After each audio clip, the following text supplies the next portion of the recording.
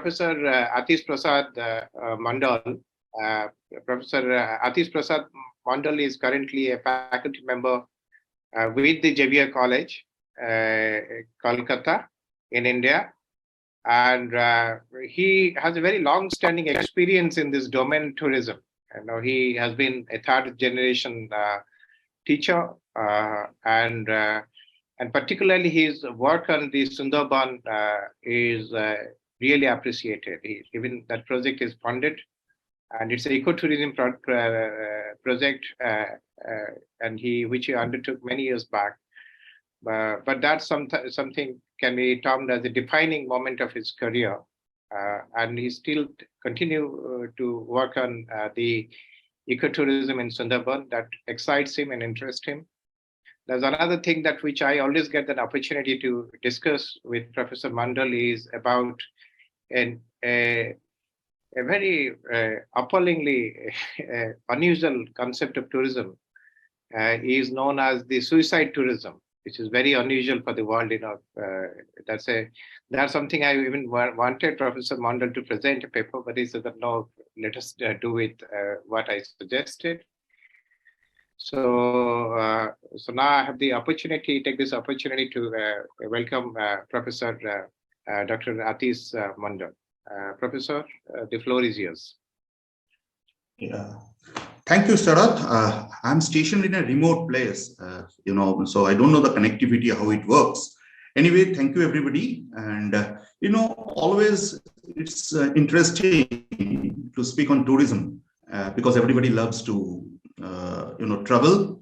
And you see, it is considered as the single largest industry in the world, next only to agriculture in terms of revenue generation, employment creation, and capital formation. Now, I just go through very quickly, going to little statistics prior to the, this corona and all. Prior to the pandemic, travel and tourism, including its direct, indirect, and, impacts contribute 1 in 4 of all new jobs created across the world. 10.3% of all jobs, in figures, is 333 million.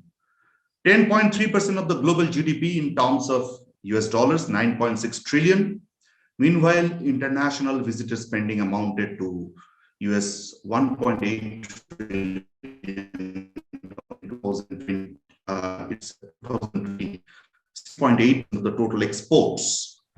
And if you see some more statistics, in the year 2000, you can see this is from 1995. Okay, in 2019 especially, the global tourism results is 1.86 trillion, and international tourism in number of arrivals 2.4 billion in 2019. Just the pre-COVID scenario I'm just going to show you. Then you see the expenditure, tourism expenditure amount volume to $1,483.4 billion. And you see tourism exports in 2019, $1,750.3 billion. Okay, and you will find that in pre-COVID scenario, share of tourism of total export is 7%, and share of tourism of service exports is 28%. Everything showing a very, very glaring picture that it is a roaring business out of it. And at least as per United Nations World Tourism Organization's data, not less than 50 is heavily count of tourism for the livelihood of their inhabitants, revenue creation, job opportunities, etc. But you have to keep in mind, tourism is the greatest polluter. The nature, instead of strengthening the platform of natural attributes, in most cases, tourism damages and destroys the surrounding natural environment due to its increasing commercial activities. This is a word of caution. So all of us are looking forward of tourism business, but somebody has to look back. Now, see what happens to this business post-COVID. In 2019, I already mentioned that this sector contributed 10.3% to global GDP, a share which decreased to 5.3% in 2020 due to ongoing restrictions to mobility. 2021 saw the share increasing to 6.1%. In 2020, 62 million jobs were lost, representing a drop of 18.6%, leaving just 271 million employed across the sector globally, compared to 333 million in 2019. 8 million jobs were recovered in 2021, representing an increase of 6.7% year on year. Following a decrease of 47.4% in 2020, business spending increased by 31.4% in 2021. Following a decrease of 69.7% in 2020, international visitor spending rose by 3.8% in 2021. So all these statistics show that the tourism sector is reviving since 2021 after a huge drop in 2019-20. So you see international tourism 2021 and 2022. Now, in real sense, that international tourism arrivals, tourist arrivals have been dropped to 67% from, as per the statistics given in January 2022. Okay, over 2019 in terms of percentage. Now, again, you see that international tourism expenditure year 2001 is 616 in 2017, which I've shown you before. So all this indicates that though, and the tourism exports, if you can see, it is $78.4 billion, which has been drastically reduced. Now, same with the tourism receipts. Okay, it is 616.7, and there is a 7% real change. Okay, and this is a very important and interesting statistics which I found from United Nations World Tourism Organization dashboard data. Now, this statistics showing that where there is a world crisis, global crisis, how fast the global business has been revived. Now, you can think of this, 2001, 11 September case. Now, it took 6 months to revive the global business. For the SARS, okay, it took 5 months. Okay, global economic crisis, okay, it took at least 10 months to revive in its original state. So the prediction on my side is by 2023, tourism as a business, as an industry will reach equivalent to or equal to its 2019 scenario. No doubt of it. That means it isn't not a rocket science to predict that tourism business will revive and recoup to its original form, which was shown and found in pre-COVID scenario. Now, I just show you two case studies. One is Sri Lanka. Now, Sri Lanka is a very small country. You know, southern part of India is a very small country with a population of 2.19 crores. And this country, totally, they have resorted to international tourism before the crisis started, COVID-19. You can see the number of tourists were 2.03 million in 2019, is a soaring, going up almost on an average, and tourism receipts were 4.66 billion US dollars. You know, it has generated about 1.8 billion US dollars in tourism sector alone. This corresponds to 1.3% of its GDP and approximately 6% of all tourism receipts in South Asia. With 0.024 tourists per resident in South Asia, it ranked third. Now, what is the trick and what is the policy they have adopted? They have adopted a tourist-friendly policy. They try to provide international tourism service at very low cost. Now, due to COVID scenario, it is not only tourism what they have collapsed. The economy has collapsed, the political system has collapsed. I'm not telling it is the only reason that tourism has collapsed, but it is one of the major reasons. A country has almost on the verge of its extinction. So this is one case study. So this is Sri Lanka. You see, it has due to tourism, the employment has been generated drastically up. In 2008, it was 51 million, you can say 1,000 to 174,000 in 2019. But it is a sad case that due to major reasons of COVID scenario, the tourism has lost its flavor in Sri Lanka and the country has collapsed. Another case study is Thailand. Everybody knows it's a world tourism destination, and Thailand, it is very interesting, this made this crisis in 2019 only. After the COVID actually grasped its paw, now they have made a very, I would say, proactive strategy to save the tourism, because they were very clear that if they could actually protect the tourism sector, the country will survive. So see, they have immediately taken a fiscal package worth approximately 400 billion baht, consisting of soft loans, debt payments, extension, tax benefits, okay, so on and so forth. So cash support of 5,000 baht for 3 months starting from April to June 2020 for labor, workers, freelancer, not registered under the social security system, and so on and so on. Okay, and the individuals, they will receive 50% of the previous salary as announced by the government.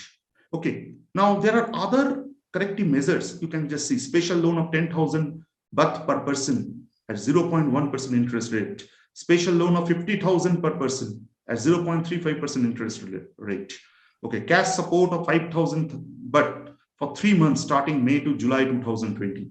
And as a result, this particular economy has survived, because you know that Thailand is almost completely dependent on international tourism, and they at least not collapsed like Sri Lanka. So these are two case studies we have done. We have explored this, and now let us see. It's not always negative that the COVID effect has done on tourism. There are some positive effect. The COVID-19 pandemic has led to 7% in the greenhouse gases emission globally in 2020-21, providing a tangible reference to the magnitude of the efforts still ahead in order to achieve the goals of the Paris Agreement, which will require around 7% reduction of the emissions on an annual basis throughout the next decade. I already mentioned tourism is a great polluter due to the burning of fossil fuels. So at least due to COVID-19, tourism stopped or it has been restricted, so which resulted to 7% reduction in the greenhouse gases.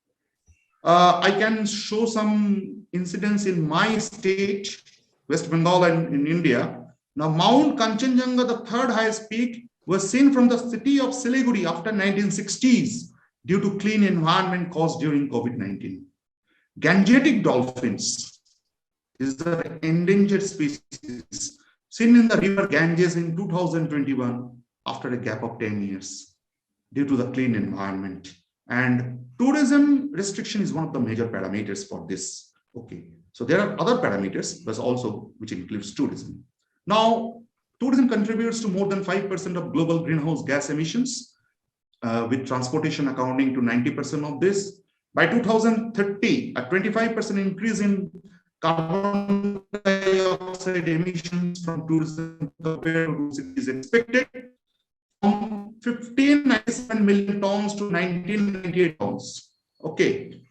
Now, the tourism sector is highly vulnerable to climate change, and at the same time contributes to emission of greenhouse gases, which is the cause of global warming, accelerating climate action. Tourism is therefore of most importance for resilience of the sector. Climate action is understood as the efforts to measure and reduce CHG emission and strengthen adaptive capacity to climate impacts. Now, you know, especially in third world country, we have a misconception that development means business and business enhancements without keeping in mind the natural attributes, the environmental factors, and a long-term planning to restore the environment. I just show you a small cartoon.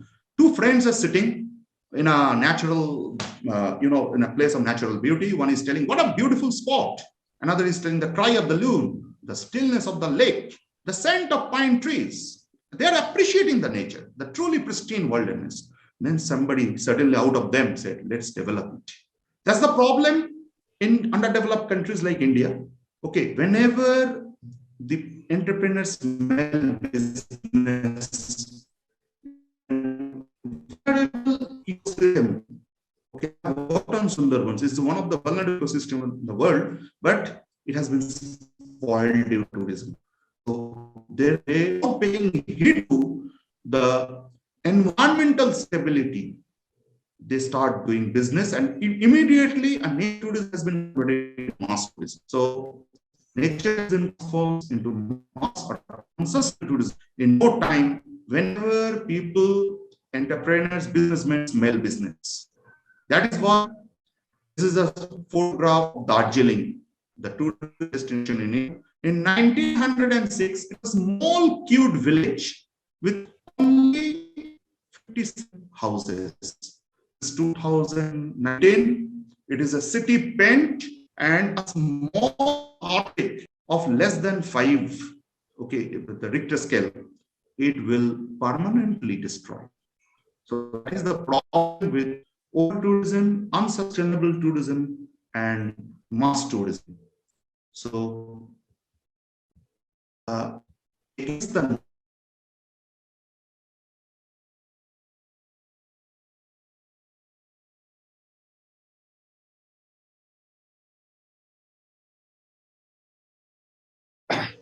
we have lost you. Most probably, yeah. I am just reconnecting it. If you can see my screen, if you just give me a second. Yeah, I feel you can see it. Can you hear me? Yes, we can hear you. Yes. Can you hear me? So in the new millennium, nature is facing serious threats. In the new millennium, Mother Nature is facing threats, damage and extinction. Antarctic ice are melting more than the expected pace estimated by the scientists. Amazon, considered to be half of the world, is being significantly deforested due to human intervention. According to the report placed by the Intergovernmental Panel for Climate, the populations will submerge by 2050. Apprehension of these losses are permanent and irreparable. Today, the big question is, if there is no nature, what is the necessity of developing nature? So, roads towards the solutions. First, else to keep in mind, there is no easy solution to this global tourism crisis.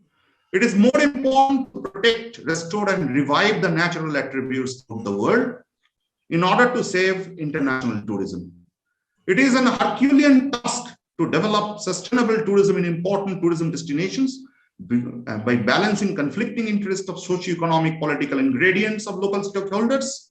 Keeping in mind the challenges ahead, United Nations World Tourism Organization with 186 member states has framed a Committee on Tourism and Sustainability, which has prescribed guiding principles as make optimum use of environmental resources that constitute a key element in tourism development, maintaining essential ecological processes and helping to conserve natural heritage and biodiversity, respect the socio-cultural authenticity of host communities, conserve their build and living of heritage and traditional values, and contribute of intercultural understanding and tolerance, ensure viable long-term economic operations, providing socio-economic benefit to all stakeholders are fairly distributed, including stable employment and income earning opportunities, and social services host communities and contributing to poverty alleviation. So, my last words are the success depends on the implementation bodies, The time is running out. It is the need of the hour to act by all stakeholders of global tourism in order to save tourism from the threats of extinction. The tourists and academicians should join hands with implementation of sustainable tourism in the activities is difficult but not impossible. I will take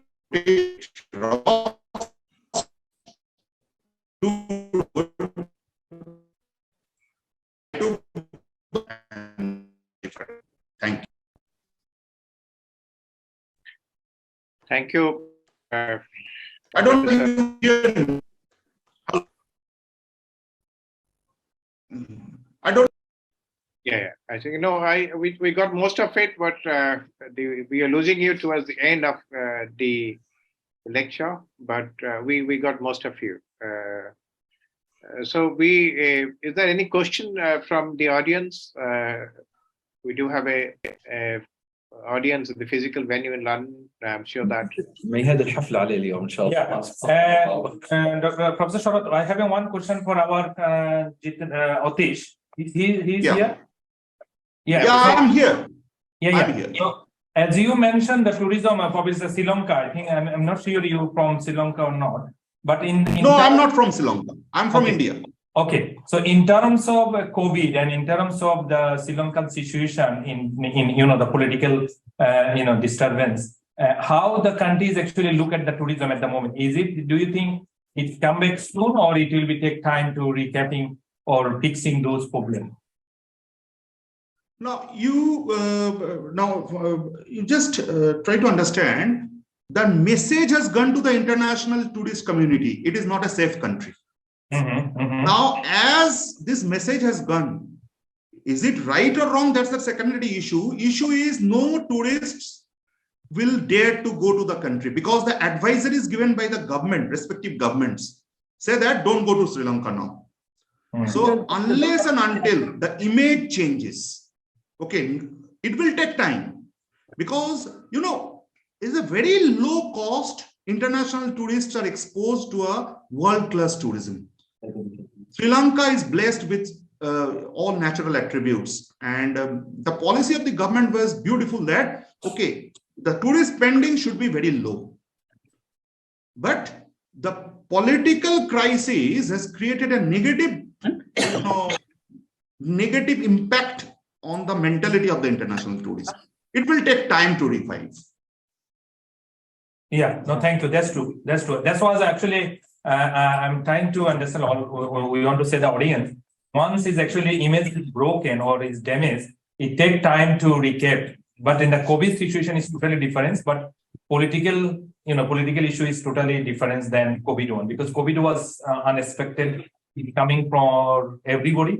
But the political one, I think, is coming as... Yeah, it is a vicious circle, Yes. As the economy collapsed, the political system collapsed. As the political system collapsed, it created a negative impact. Thank you. Thank you very much, Dr. Atish. And yes, Dr. Sharat, please. Is there any other question from the... But one thing, Professor Atish, you mentioned about the sustainability, and I really liked the two men, the cartoon that you saw, those two men sitting enjoying a very nice scenic spot, a very picturesque spot. Then someone says that let us develop it, and that's where the problem is. I think that also is very true about our argument about sustainability. Sustainability seems to me a very kind of an oxymoron kind of thing. Is a very kind of a paradox. You do not know how much we must allow, how many tourist footfall we must allow to keep ourselves sustained economically, and at the other time we also must not do enough damage to the natural environment and the habitat.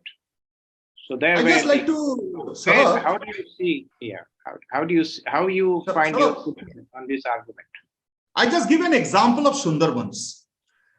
Now, IPCC has clearly mentioned that Sundarbans, being one of the vulnerable ecosystem, will submerge by 2050. Okay, it is very clear. Now, can you imagine? It's a small place, not more than 4,000 square kilometers, Indian side. Okay. And it has more than 100 hotels. The hoteliers are flouting the, all the existing laws. The coastal regulation zone are flouted. They are erecting hotels just beside the seabed. And a disaster is waiting not from the nature, but from man. Okay. And it has only 102 islands. Out of that, 54 are unmanned and 50 around nowadays 50 or 48 as manned islands. And the population pressure, can you imagine?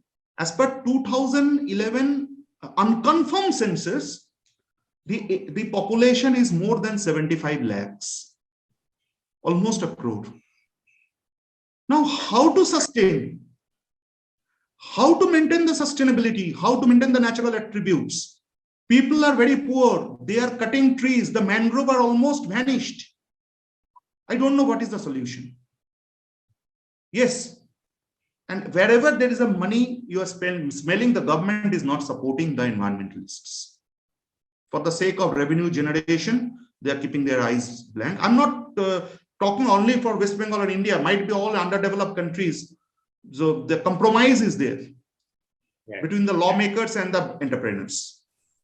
Yeah, but I guess we are all going by a very key metaphor called sustainability. And I'm sure that you really find a common interest with Professor Robert Sinclair, who is waiting for his presentation, because he's also working on sustainable mining. So is that where you see also, Professor Sinclair, that you see tourism and the mining somehow related in a way on that sustainability argument? Can you hear me? Yeah, we can hear you, yes. Yeah, well, actually, aside from the sustainability of sustainable mining is really a misnomer, because not all mines are never sustainable. Eventually they're out of ore. So it's really more social or responsible mining. But I gave a talk in Thailand last year about sustainable tourism because I'm interested in sustainability in general. And so I agree, I quite enjoyed this talk. The other issue that I'd like to throw into the mix here is that one of the problems in terms of sustainability, especially in developing countries, is that the West takes advantage of developing nations for producing products cheaply, and the production of those products produces greenhouse gases. And so the West needs to be more responsible. The West has been very irresponsible in terms of these sorts of issues having to do with sustainability. So there's a lot of things are happening in that space. I'm sure that fracking is currently a big issue in UK.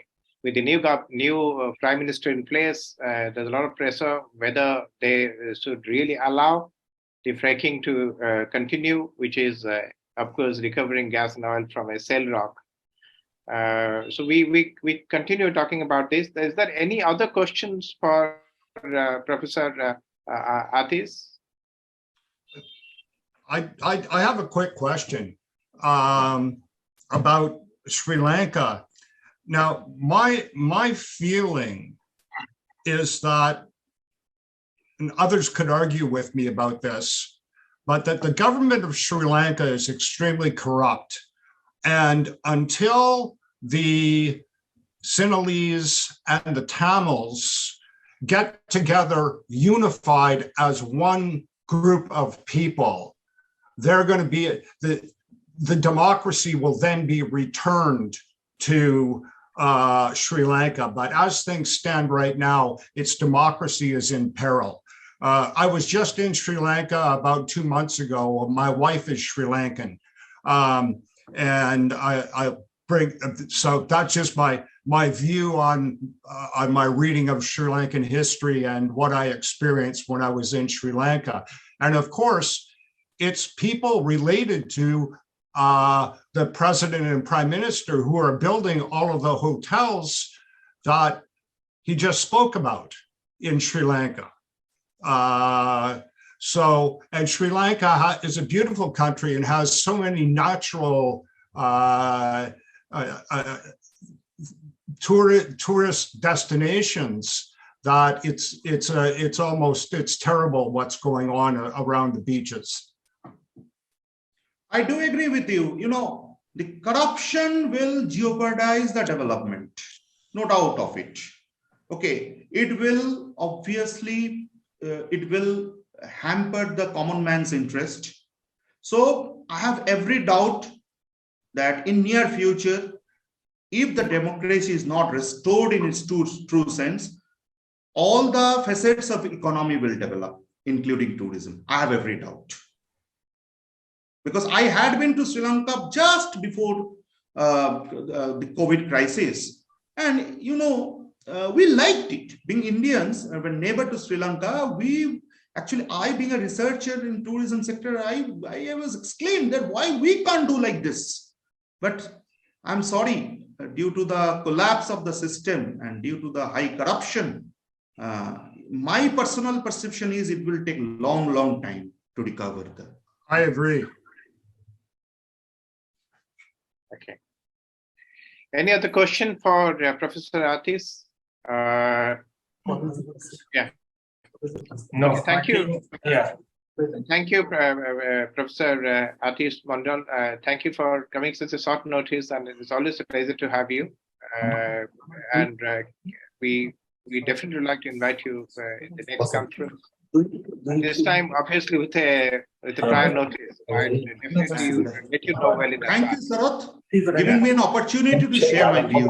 Okay. And I know, despite you are in a very remote place, but still you managed to log in, and then we successfully went through the sessions. Thank you so much. Now, our next